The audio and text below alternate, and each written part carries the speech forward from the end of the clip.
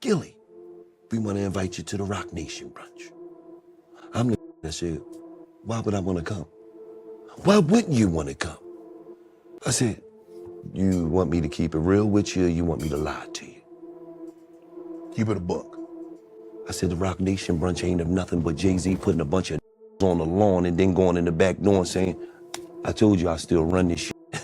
Give me the money. Wow. You think I'm letting a use my brand? Huh?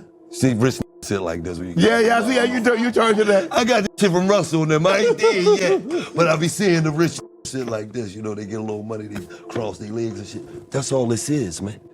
What do you get from going to these parties except for a picture? I don't even smile with you if you ain't worth 500 million or more. Let's be for real. The only smiling they do is when the billionaires in the picture. Look at all these broke ass on the lawn. Come on, man. I ain't with none of that shit. I don't want to party with you. I built the way for myself. Jay-Z tried to sign you. Hov tried to sign my group, Major Figures. It wasn't just Hov, it was Dame Dash, it was Roc-A-Fella. Okay.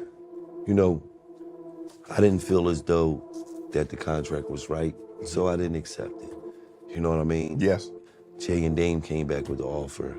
I didn't like the offer. I thought it was a slave deal. I thought we would have to sell a quadrillion records to make some money, so I turned it down, and that was the situation. But what transpired after that? I mean, some things, you know, some things were said about making it difficult for, you know, for whatever. For you to be in this game.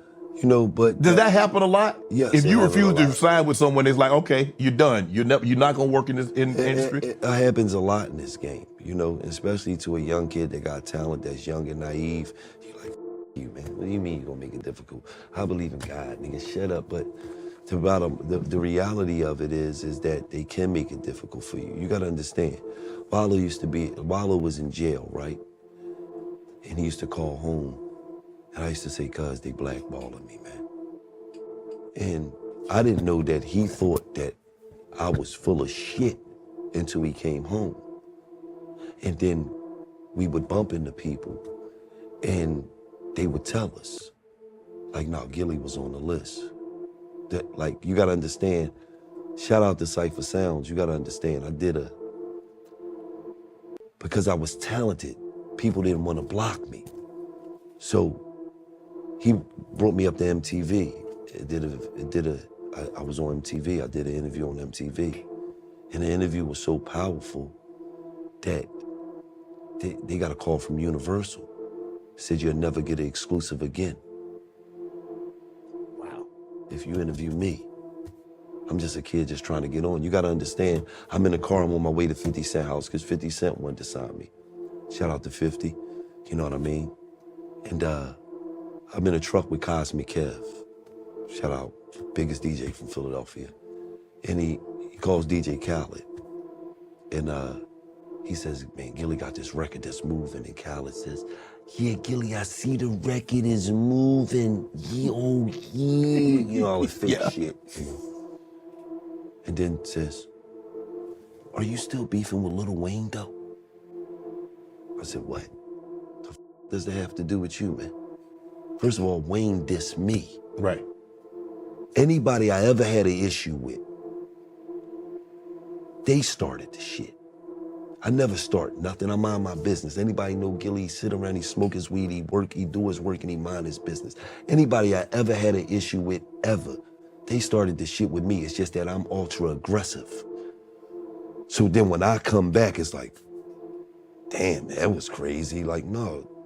If I'm getting in the ring with you, bro, I'm not throwing jabs. I'm throwing jabs and hooks and uppercuts. I'm trying to get you the f out of here. Right. So, for me, it's always just been, I mind my business, you f with me, then you get what come with that. Right. You know what I mean?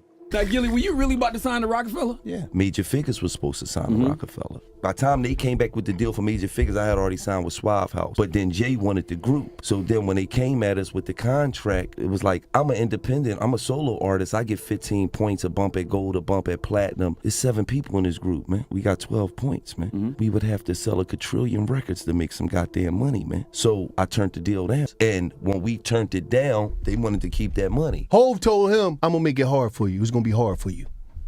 Damn. He said that? Is this the best advice I can give you, young They niggas? put man? him through the Watch who ringer. you offend on the way up, man. Because the calls that go down behind closed doors that you would never know about, it can't your life up, but it definitely put your shit to a halt, man. The biggest thing I've learned from being in this industry is these ain't who they say they is. DMX said the same thing about Jay-Z. Jay is a talented motherfucker. Don't misunderstand me. Roger, tell these motherfuckers subscribe to the Prophet channel. Oh, they got you.